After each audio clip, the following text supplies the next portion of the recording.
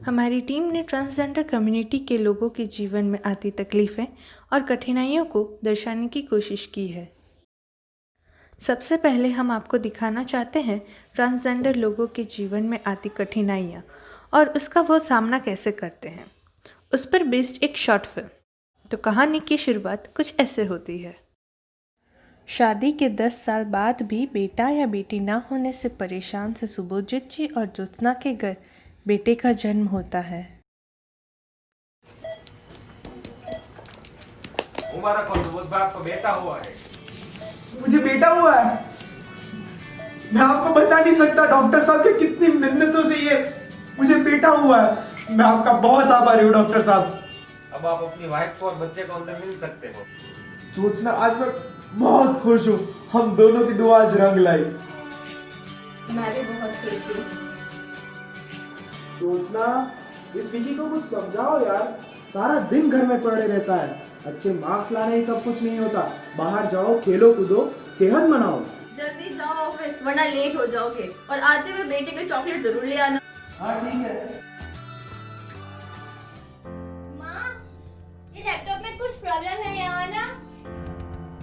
क्या हुआ बेटा? मैंने आपकी और पापा की सारी बातें सुनी। मैं नहीं खेलना चाहता हूँ लड़कों के साथ। वो लोग मुझे चिढ़ाते हैं कि मैं कमजोर हूँ, इसीलिए मैं पूरे दिन घर में रहता हूँ। कोई बात नहीं बेटा, तुम मेरे लिए बहुत ही स्पेशल हो, मैं तुम्हारे साथ हूँ। सोचना सोचना मैं थक गया हूँ इस विकी की हरकतों से। ये सारा दिन लड़कियों के साथ खेलता है और इसकी स्कूल से कंप्लेन आने लगी है कि ये गर्ल्स वॉशरूम में जाता है। और पिछले कुछ दिनों पहले मैंने इसे तुम्हारे मेकअप बॉक्स के साथ कुछ करते हुए देखा था। आप शांत हो जाइए। नहीं, हो क्या गया है इसे? इसने कुछ लड़की बनने का शौक पाल रखा है क्या? ऊपर वाले कमरे में है, लेकिन सुनिए, मुझे आपसे कुछ बात करना है। नहीं, मुझे और कुछ नहीं सुनना। किन्नर है। क्या? संभालिए अपने आप को। मैंने आपको इसलिए नहीं बताया कि आप हमारे बच्चे को अपनाएंगे नहीं। मैं क्या मुंह दिखाऊंगा इस समाज को? मेरी इज्जत क्या रह जाएगी? कहाँ जा रहे हैं बेटा? कमरे से बाहर मत निकलना। मम्मी, जितना बोला उतना ही करो, मैं तुम्हें कुछ नहीं होने दूंगी। सुबोध चला जाता है और देर रात को विक्की को घर से निकालने के लिए वापस आता है। बाहर निकाल कर उस बेटे को और निकाल कर तुझे इस घर से। मुझे ऐसा कोई कलंक नहीं चाहिए जो मेरा नाम बदनाम करे। निकाल से। अभी रात बहुत हो चुकी है, आज उसे रहने दो, मैं उसे कल पक्का निकाल दूंगी। दूसरे दिन ज्योत्सना अपने बेटे विक्की को लेकर अपने सोशल वर्कर फ्रेंड सुशीला के पास जाती है। हाय सुशीला, इतने दिनों बाद मिली और तू इतनी डरी भी क्यों है? सुशीला, मुझे तुम्हारी एक मदद चाहिए। क्या तुम मेरे बेटे को अपने घर में रख सकती हो अपने साथ? क्या बात कर रही हो? तुम्हारे होते हुए उसे अनाथालय में छोड़ोगी? क्या करूं, मजबूरी है। वो एक किन्नर है और उसके पापा को ये गवारा नहीं है कि हमारे साथ एक किन्नर रहे। कोई बात नहीं, मैं तेरे बच्चे का ख्याल रखूंगी। आखिर हर एक बच्चा भगवान का रूप होता है। वो किन्नर है तो क्या हो गया? मैं उससे हर रोज को मिलना है करूंगी जब भी उसके पापा ऑफिस जाएंगे। ये कुछ पैसे हैं। माँ, तुम अपना ख्याल रखना और मेरी चिंता बिल्कुल मत करना। मुझे यहाँ कोई तकलीफ नहीं है और कल मुझसे मिलने जरूर आना। अब तुम जल्दी से घर जाओ, तेरा पति आ जाएगा और उससे शक हो जाएगा। बेटा मेरे साथ आओ, वो वाला कमरा तुम्हारा है, वहाँ अपना सामान रख दो। Okay aunty. विक्की सुशीला के घर रहने लगा। सुशीला अपनी एक फ्रेंड ईशानी से रोज अपने दिन के काम की बातें करती थी। हाय सुशीला। हाय ईशू, और कैसा रहा आज का तुम्हारा दिन? हाँ, आज कुछ ज्यादा ही काम था। अरे विकी, तुम यहाँ आओ। हाँ बोलिए, ये कौन है? मैंने तुम्हें बताया था ना, ये वो लड़का है। नमस्ते। नमस्ते। यहाँ बैठ जाओ बेटा, और बता क्या चल रहा है? हाँ क्या बताओ सुशीला, आज इतने क्लाइंट्स आए थे कि मैं बहुत थक गई। रोज ईशानी अपने काम के बारे में सुशीला से बात करती और वहाँ बैठा विक्की ये बातें सुनता रहता। विक्की को भी डिजाइनिंग का शौक था पर बताने से डरता था। कुछ दिनों बाद उसने ईशानी से फैशन डिजाइनिंग सीखने के लिए बोल ही दिया। ईशानी आंटी, मुझे भी फैशन डिजाइनिंग सीखनी है। हाय शानी, तू रोज रात से 1 घंटा पढ़ा दिया कर, घर पे बैठ के बोर हो जाता है। ठीक है, मुझे कोई प्रॉब्लम नहीं है, वैसे तैयार। ये सिलसिला रोज का हो गया। ईशानी विक्की को सिखाने आती और वो सीखता गया।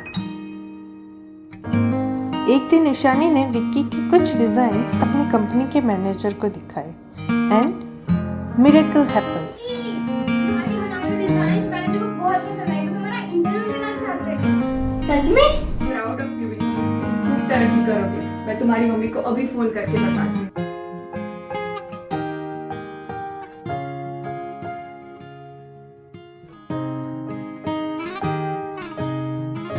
Luckily, Vicky got selected with yearly package of 6 lakh and call his mom to share this good news. हाँ, मैं सिलेक्ट हो गया। मेरी मंथली सैलरी 50,000 रुपीज है। फिर एक दिन वही विक्की मोस्ट एक्सपेंसिव डिजाइनर के नाम से जाना जाता एंड रिसीव्ड मैनी अवार्ड्स। हमारे बेटे की आज न्यूज़पेपर में फोटो आई है। हमारा बेटा दुनिया का सबसे बड़ा फैशन डिजाइनर बन चुका है। इंसानियत जरूरी होती है, लोगों की सोच नहीं। हमारे बेटे की फोटो। पर मैं क्या करूं, मुझसे गलती हो गई। उस दिन मैं अपने दोस्तों की वजह से मैंने ज्यादा पी ली। मैंने अपने बेटे की नहीं, इस समाज की परवाह की। मुझसे भूल हो गई बहुत बड़ी। तो इस तरह विक्की अपने मनोबल से लाइफ में सक्सेस हुआ। ये कहानी के अलग अलग कैरेक्टर्स हमें काफ़ी कुछ सिखाते हैं, जैसे कि the character of Jyotsna teaches us to be always supportive no matter what other people think. Subodh ji teaches us not to जज anyone based on their characteristics. Sushila and Ishani teaches us to always help people without thinking about your benefits. Vicky teaches us to no matter what position God have put you, you have to keep working hard and you will be succeed one day. Now, I would like to present a conclusion to you. हम सब ने इस video में देखा, और जैसे कि हम सब जानते हैं कि समाज में किसी भी परिवार को या किसी भी पेरेंट्स को बच्चे न होने की वजह से वो कितने परेशान हो जाते हैं, वो कितनी दुआएं करते हैं, वो कितनी ट्रीटमेंट कराते हैं, एंड जब उसको बच्चे होने के बाद वो कितने खुश भी हो जाते हैं। लेकिन जब उनको ये पता चलता है कि वो एक किन्नर है, तो वो क्या करते हैं। कुछ पेरेंट्स एंड कुछ फैमिली ऐसी भी होती है कि वो अपने बच्चे को अपने से दूर कर देती है, वो उनको अपने घर से भी बाहर निकाल देते हैं। ऐसा क्यों? क्या वो इंसान नहीं है, या फिर उनको अपनी फैमिली की आवश्यकता नहीं है? क्यों हम उन सब में भेदभाव करते हैं?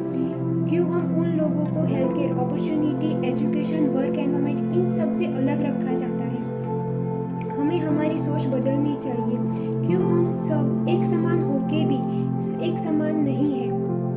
हमें हमारी सोच बदलनी चाहिए। हमारे समाज को भी इस दिशा में आगे बढ़ना चाहिए। हमें हमारी इस विचार क्षमता को दूर करनी चाहिए कि there are 2 gender except vast gender possibility. वहाँ कोई भी रॉन्ग जेंडर नहीं है। और हम सबका यही उद्देश्य है कि हम सब एक साथ मिलजुल के रहें, ना कि उनको हमसे अलग किया जाए। उन्हें सबको हमें एक समान देखना चाहिए। उनको भी वही अधिकार, वही सम्मान मिलना चाहिए जो एक सामान्य इंसान को मिलता है। Thank you so much. Now, I would like to show you an interview with transgender person. This interview is taken by our team. हम आपसे कुछ क्वेश्चन पूछना चाहते हैं। हम आप एक तरह से इंटरव्यू ले रहे हैं कि आपके जीवन के बारे में हम जानें। तो हमारा पहला प्रश्न आपसे ये है कि आप अपने बारे में हमें बताइए। आप कहाँ से आए, आपके परिवार के बारे में कुछ। परिवार के बारे में तो मैं रहने वाले हम लखनऊ से हैं। हमारा जन्म लखनऊ में हुआ। हमारे छोटे से ही हम किन्नर समाज में आ गए। फिर हमारा 20-22 साल से गांधीनगर में पौधा मिलता हुआ है।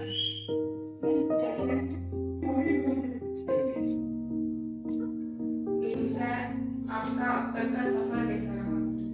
अब तक का सफर देखा जाए तो आगे तो बहुत प्रॉब्लम थी। पहले तो समय ऐसी थी कि बहुत अजीब सी नजरों से दुनिया अपने को देखती थी।